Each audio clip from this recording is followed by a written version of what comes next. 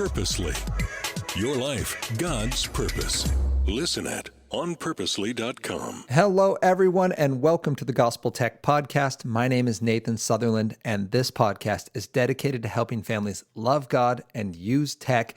Today, we are on episode 135, talking making friends in a social media and a smartphone world.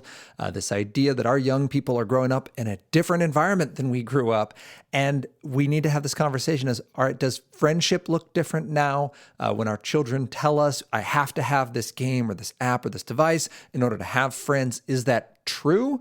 And if it is, how do we navigate that? If it's not, how do we have that conversation? So that's our hope for today, is you're going to walk away from today with a win in that category and the confidence to be able to go and love your child well in these conversations that are going to be happening as your children go back to school. So that is our focus for this morning. And with no further ado, let's get this conversation started. Welcome to the Gospel Tech Podcast, a resource for parents who feel overwhelmed and outpaced as they raise healthy youth in a tech world. As an educator, parent, and tech user, I want to equip parents with the tools, resources, and confidence they need to raise kids who love God and use tech.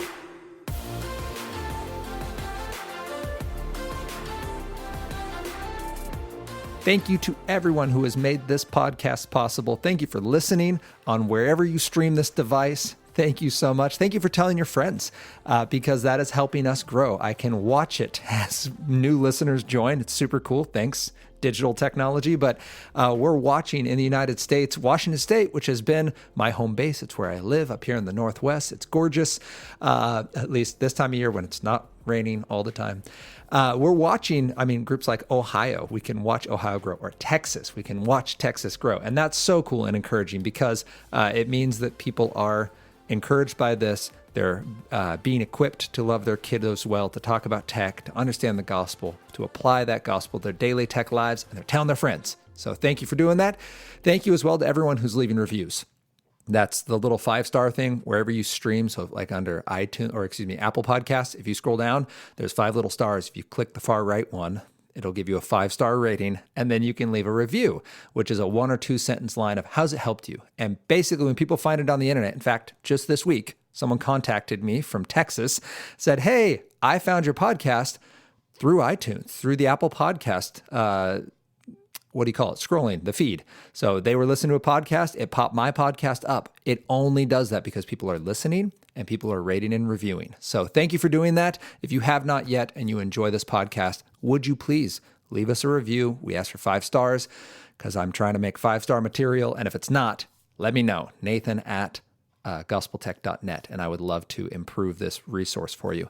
But thank you guys for being a part of that. So last episode, we talked about what do we do when our kid asks for new tech. You should go back and listen to it if you have not heard it. That was, it was 2 parts, if you remember. So it's episodes 133 and 134, but it's all one conversation. The second episode dropped on Thursday because what I thought was going to be a 12-minute edition ended up being a 30-minute edition. But what we talked about is simply, does this tech add benefit to our family? Is it safe? Does it line up with our values, which in this case, we're talking the gospel? So does this help our family live out what we're committed to? And does it line up with our child's purpose and potential? The second part then goes, all right, how would this actually sound if we did this for smartphones, social media, video games? And it was an extra episode, so apparently I just went nuts. But building on that idea is 2 important points. The first is that we need to remember that when we talk technology, we need to come to this humbly because it matters to our children. They're not asking us just to be difficult. They're not asking us because they're indifferent. They're asking us because this matters, and they're taking a risk in asking us. Therefore, this now has value. It doesn't mean we say yes. It doesn't mean that adds into the conversation if this is bad, well, but you asked me and I want to support you. No. We're just saying, take this conversation seriously and humbly because we understand what it means to take a risk and we love our children. We want to give them good things. So we're starting with that. And the second is every tech conversation is a chance for a parenting win. We get to Proverbs 22:6 in these conversations. So it's not about getting the tech right on the first try. It's about helping our children see the conversation and see the motivation for our choices, which is why we talked about, well, first of all, like, I'm your parent, so is it safe? Because God's put me here to help you be safe, right? I want to give you good things, not things that are dangerous or harmful. Second is, does it line up with the gospel? Our family values dictate the things we do, even in our fun and our quote unquote free time. And the third is our child's purpose and potential. Does it line up with who they're being called to be? Does it leave more of our child and accentuate and leverage their abilities and their talents and interests, or does it sap their energy and their focus? So that's what we did last conversation, and we're extending that into this week because we're talking friends in a digital world. Our kiddos are going to want some good friends, and as loving parents, don't we want that for them? I have 3 kids, 8, 6, and 3, and I don't need a lot of friends for my kids, but I want one. I want one kid who knows my kid's name. I want one kid who's going to be in my kid's corner. I want one kid that they can go and find on a rough day when I'm not around, right? When they don't want to, it's not something you need to go tell a teacher about, but they just want somebody in their corner. And we want that for them. And I want to start this conversation with a common, it's almost an argument. It's never brought up as an argument, but at basically every talk I've done in the last 3 years, parents come up and say, yeah, but I hear what you're saying. I hear tool tech and drool tech. I hear healthy tech. I hear, reset and these intentional steps we can take. But if my child doesn't have, insert the device, because it's never the same device. It might be a smartphone. It might be social media. It might be a video game. They'll say, if my child doesn't have this technological thing, then they won't have any friends. And I understand the logic on that, right? It's the kids aren't in the cul-de-sac. They're not playing the school sports. They're on this video game. They're on this device. They're on this social media resource. And if my child doesn't go where the kids are, then my child won't be around the kids.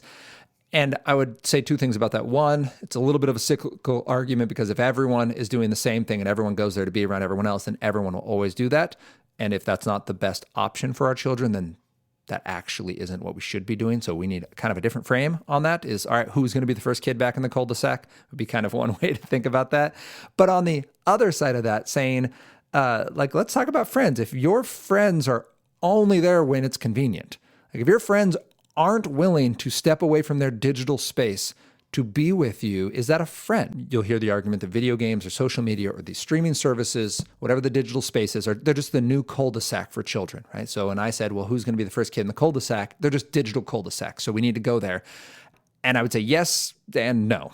There are lots of kids out there on those systems. That's true.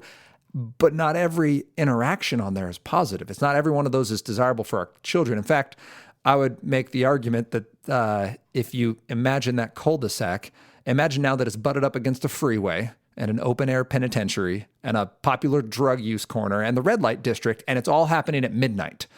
That changes the flavor of whether our children should go to that cul-de-sac. And really, when we talk about technology, smartphones, and social media, we need to understand that smartphones are the superhighway to the internet, and the internet is that cul-de-sac I just described. It's designed for easy use and convenience, but not all the users are healthful or friendly. So let's have that conversation. What does it mean to have a friend? And in fact, I want to say, what does it mean to make a friend is where we're going to start. So a friend is just this individual we have a bond with, right? That idea that someone's in our corner, someone knows our name, someone knows our story, and that we can go to and have these shared experiences with. They're a wonderful thing. We see them in the Bible. Jonathan and David are one of the best examples of friends that we have outside of Jesus and his disciples. And he says, I no longer call you servants, I call you friends, right? And that's this beautiful picture of what we become. We become friends with God when we become Christians. So what's it mean then to make a friend? We're going to start with this idea that we're going to want to be the kind of person we'd want to have as a friend. Meaning, if I want a friend who's trustworthy, who's warm, who's welcoming, who's sincere, who's honest, then I want to go be that person. I want to exemplify that and exude that and be that to other people, both because I'm hoping to attract that person, sure, but because I want to be that person. Like, that person needs to exist in the world, and that's actually who God's calling us to be. So we get to go be that person to someone else, because it's not all about us just magically attracting friends. Like, that friend is needed in the world, and you're not the only one who needs it. So you can actually become that friend and go find someone who needs that friend and be their friend. And now you've got a friend and they've got a friend, and it's all going the right direction. So I think that's the first piece. And the second is figure out what you'd want that friend to do. What are you passionate about, involved in? What gives you life and energy? It doesn't have to be perfect, but go try it out. Go make some pottery or paint that thing or join that sport or make a club at school, right? Be part of creating the space for these friends to exist. And there's a really good chance someone's going to come who also wants someone in that journey with them. I would caution just a little bit here. Sometimes we see sports as the go-to. And this is true with video games and many other things that are super specialized. There is a point where people are joining these activities just to be good at the activity. And we do need to recognize fairly that that's an okay thing to do. It's okay to join an elite sport just to get better at the sport. So if your child says, hey, mom or dad, I want to join this traveling sports team because I want to make friends, just maybe add the caution that son or daughter of mine, like those kids are there for the sport. So we can go if you want to be great at volleyball, if you want to be great at baseball, if you want to be a great wrestler, we can do this. Just know that the friends that you make there are there to be excellent at the sport. So if, for instance, we can't continue next year or a family tragedy happens, you have to drop out, there's a really good chance these friends aren't going to drop out with you. They're probably going to stay with the sport. They'll probably bring someone on to fill your spot, and the team is going to keep moving forward for the sport because they're not really built for social and friend connections. If you want to make friends, like join the Y near your house, join the local community center because those people live near you and they're there probably for more than just getting excellent at a sport. They're there for the social and the connection and the community aspect. So just a word of caution as we talk about making friends. And I don't believe I said this next one. Invite someone to join you on these activities. So you have the activities, you're being the person that you want to be, and then you can invite someone along because we don't have to be passive in this making a friend process. We can bring people along and get this journey started for both of us, right? I feel especially in middle school and elementary, there are times where lots of people in the room are waiting for someone else to take the first step, and they're wanting to be involved, and they're wanting to be known, and they're wanting to have a friend on this journey. Be the person to start the conversation. So that's how to make a friend, which brings us to the how do you be a friend then. And I broke this down to 3 specifically. And parents, I think this applies in our lives too, but let's talk about it with our children. How do you be a friend? If we know what a friend is, it's this person that you have a mutual affection for, that you are moving through life with. We can make them by being the kind of person we want, planning activities that we want to be involved in, and inviting others to come along with us. Then how do we be a friend? First is we have to respect this individual. This is where humility comes in. It allows us to be kind, but respect means that we see value in them. Not value that we can get from them, but value as an equal. There are lots of wonderful people out there, but when it comes to respecting someone, it means that I'm going to really ask them questions. I think this is a wonderful litmus for if someone values you and whether you value someone is, are you asking them about them? Are you asking them how their day was and what their high point was and how that made them feel, and giving them the space to speak about what matters to them? Because if you're not, there's a really good chance that they're just an accessory. They're someone that you're using for convenience, or they're just an individual. They're fine, right? They're an acquaintance, but they're not a friend. They're not someone you're going through this journey with. So respect is going to be huge. You have to see them as equal or greater value than yourself. And I would say equal value, and it needs to come from you understand that despite your flaws, your foibles, your issues, that you're both made in the image of God and you're both striving to be more like Jesus. So that is a foundation point for your friendship. The second would be, do you love them? And I don't mean romantic love. I don't mean do they give you warm fuzzies. I mean, do you choose the highest good for them? I love that definition of love, because when we choose the highest good for another individual, we can become a friend unilaterally. I've been friends with people who don't like me, but that's not my job to make them like me. It's my job to love them and to choose the highest good for them. That doesn't mean giving them what they want.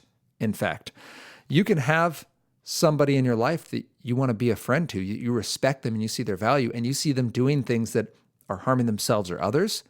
So the most loving thing to do is getting that person help. In fact, with bullies, one of the things I love to tell my middle school students is, hey, a bully is actually hurting themselves more than they're hurting the people they're bullying. Maybe they're saying mean stuff. Maybe they're doing mean stuff. Maybe they're posting untrue stuff on the internet. When bullies do that, they're actually more likely to suffer from depression and ideas of hurting themselves, ideations of self-harm. They're more than twice as likely to struggle with that than the people they're bullying. And the people they're bullying are more than twice as likely to struggle with that than people who aren't bullied. So the bully themselves are actually at the highest risk of future harm. And if we look at this from a big picture, that means they need someone to choose their highest good, to put an end to that, to tell someone with the authority to get them the help that they need. So we need to love them. We need to respect them. And the third thing is we need to have boundaries. I'll give you a couple areas where I believe there are boundaries. I think without boundaries, we quickly can step into not being a friend or an equal. We become an accessory. We become a thing that's added on because the person doesn't love us or respect us. They're just using us either because they're bored or they just feel like they need someone. And so we're the current thing around. So we can teach our children as they're walking with their friends to talk about, all right, like, what does it look like to respect our friends? Like, are we listening to their story? Are we asking them questions? What kind of questions could we ask? All right, and just pick one. Like, how's your day? What was the high point of your day? What was the hardest part of your day? How did it make you feel is a nice follow-up. And then to love them when friendships start rolling, especially when our friends start dating other people and making these other choices, we can be a friend by choosing their highest good. Sometimes that means planning an event to make them feel loved. Sometimes it means celebrating their victories, even though we didn't get the victory. Sometimes it means intervening in a hard space. So being intentional with that. And then we need to have boundaries around our time, around what we'll do, what we'll watch and listen to, how often we're willing to be available. We're not just going to be available 24/7. We have things to do. By the way, even if you have nothing to do, you have something to do, right? You are an individual who's a child of God before you are this person's friend. And so you have responsibilities to your family. You have responsibilities to your own personal character growth and development, right? Before you have this person. And if this person is absolutely requiring you for survival, that's a chance to lovingly point them to professional resources who can help them, or other caring adults who can help them and be there for them, because that's not a middle school or high school or an elementary school child's job to save and keep a friend safe. How often you'll hang out, where you'll hang out, who is spending the money and what you'll spend your money on, and who gets to pick stuff. So that's not saying that one person can't pick all the time, but making sure as we talk to our children about being friends, like, oh, it's interesting. It doesn't seem like you ever have any say in what's happening. Have you thought about that? Have you brought it up? How was that received? Like, it's just how to be a friend. Having boundaries is really important. And it's both important for our young people to learn and their friends to learn, because their friends need to see what it looks like to have loving boundaries set and to understand that friendship isn't about simply consuming the humans around us. Third, then, when we talk about friends, is how do we know if someone is a friend, which we just covered. So we just take those same questions and go, all right, well, does this person respect me? Do they treat me as a valuable as an equal? Do I have a seat at this table with this conversation? Do they love me? Are they choosing my good, or am I constantly getting pivoted into whatever's best for them and most convenient for them, which sometimes in digital spaces, this one comes up a lot. Well, this person likes me. Like, we have a common interest in this game or this Discord or this whatever passion that we've got, but they don't care about me. Like, when my life hits the fan, they don't stop what they're doing and come pay attention. They're like, all right, well, just like join up when you can. Right? And then they go about their life because they didn't care about me. They cared about themselves, and I'm just accessory to their events. And so I think keeping that in mind is going to be important when we talk about it. And then, do they have boundaries?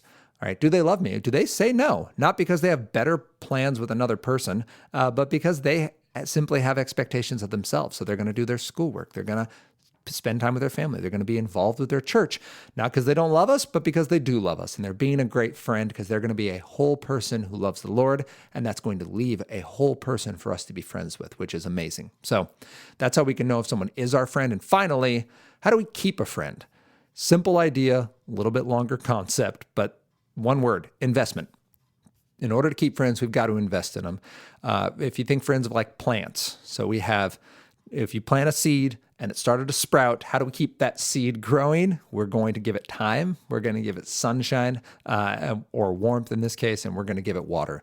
And I think it's not a perfect metaphor, but walk with me on this, because time, it's true. To be great friends with someone, it simply means we need time with them.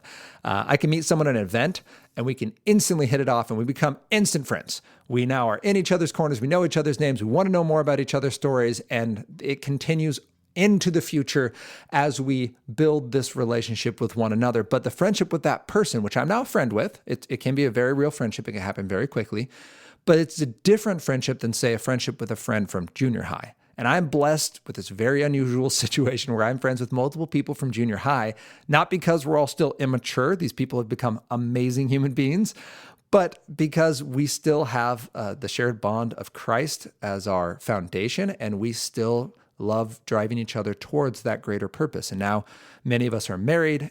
Some of us even have kids. All of us are doing like work and life and busyness. But when we come back together, those long-term friends, the ones that have the investment of time, two things are true. One, they don't take as much time to maintain. They're sturdy friends. They're more like the evergreen of friends rather than like the orchid of friends. They are sturdy and they can survive long seasons of relational drought. The second part of that is not only are they drought-resistant friends, there's a part of me, so I'll just speak from my experience, there's a part of Nathan that still is alive, but only shows up when contacted with friends from that era. Anna's not always a huge fan of this, but if we go out to dinner with a friend or friends from junior high and we hang out, like the conversation goes from adult Nathan, who's already a little like all over the place, to very much junior high Nathan. Like I get really loud. And I do think that's the beauty of friendship. It's the beauty of, and the importance of investment. So when we think about our kiddos and how are we going to get them friends, there needs to be this time, this consistency, which when we talk about the sunshine of this metaphor, I would say those are like the warm, intentional events. This isn't every part of friendship, but we need shared experiences. We need things that are fun. And I would say this is anything that takes planning beforehand. So playing a sport can absolutely be this. You had to plan to be at the sport. You had to show up at the right time, show up with the right equipment, show up with the right attitude, be on the team and keep showing up. And I think that is enough for a shared bond. I have a lot of these middle school friends I've played sports with. We played high school football, for example, together. We weren't good. I think we went 3-8 every single year, or I might have been worse. It might have been like 2-6. We weren't good, but we have the shared experience of being terrible. In fact, two-a-days, so back in like end of summer ball, we would all go to the local 7-Eleven and have Slurpees, and we'd sit on Chad's iron horse gate and bend it, because I was a normal sized person at like 170 pounds, and all of my friends apparently decided to eat their Wheaties and were 200 plus 6 foot plus people. So we destroyed Chad's iron horse gate. Sorry about that, Chad. But we have this bonded experience around Slurpees and the social aspect of just pounding carbs after a hard day of practice, and there's that shared bond. I can remember, if you just go through a list, a friend took me hiking. I was not raised to be a hiker. We went hiking on Camp Mira. I almost died. It was lovely, but still terrifying.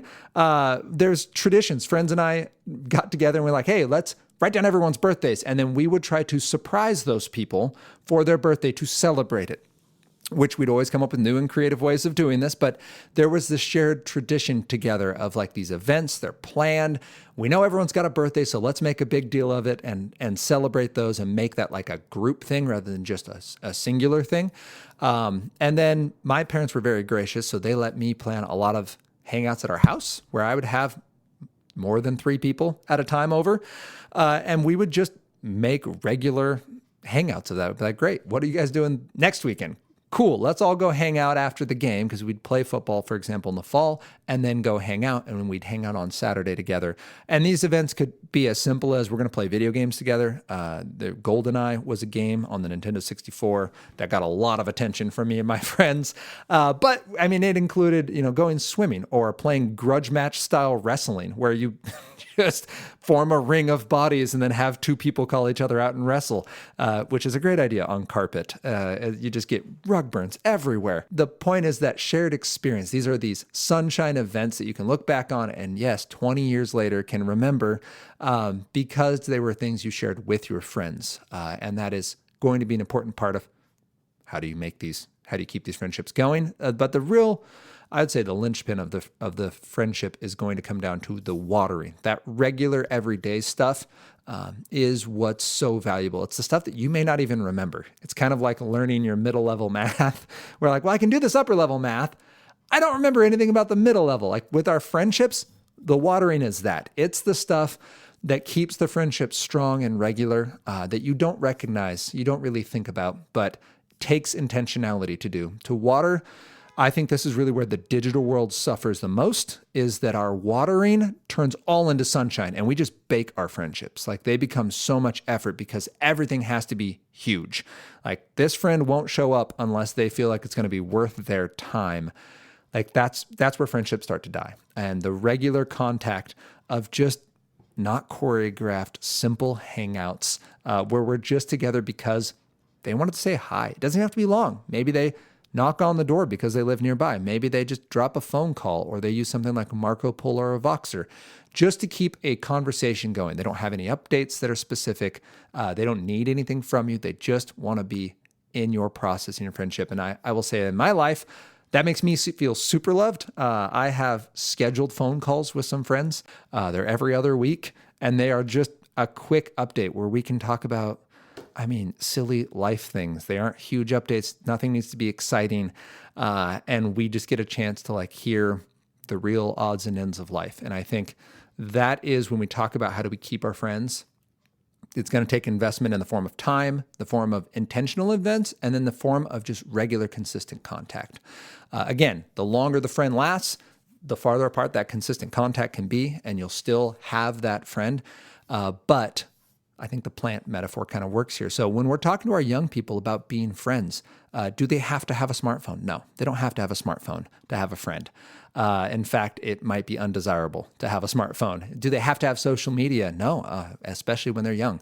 It's going to have more downside than up. And if they feel like, if your child is convinced that they need social media or they need a smartphone or they need that video game in order to have a friend, walking through this conversation, let's talk about that. Like, what does it mean to be a friend, right? Are we being the kind of person that we'd want to have as a friend? Or are you just feeling alone and desperate, so you'll take anything? Because that's not boundaries, right? Like, we want to be the kind of person, we want to go where they are, we want to invite someone to be with us. Let's be intentional in making our friends.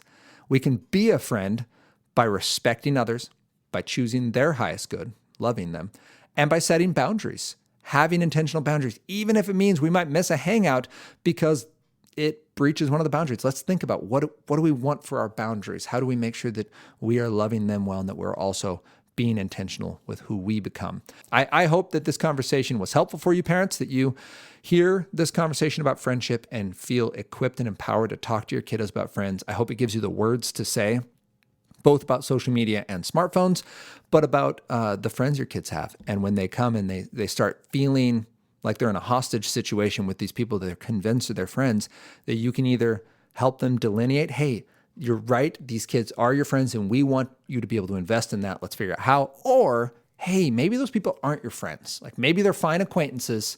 Doesn't make them bad people, but maybe they're not the ones you're going to be investing in long term. So that's my hope for you, and that my hope is that it's encouraging and life-giving to you and to your kiddos, and that you get that win for being able to be present in that and show empathy and knowledge in such a hard area. I hope that it, in being encouraging to you, would be something you'll think about sharing with somebody. If this helped you at all, if this is something that you know someone else who is asking these questions, please share it with them, because that, again, is how we reach more people. And I hope that you will join us next week as we continue this conversation about how we can love God and use tech.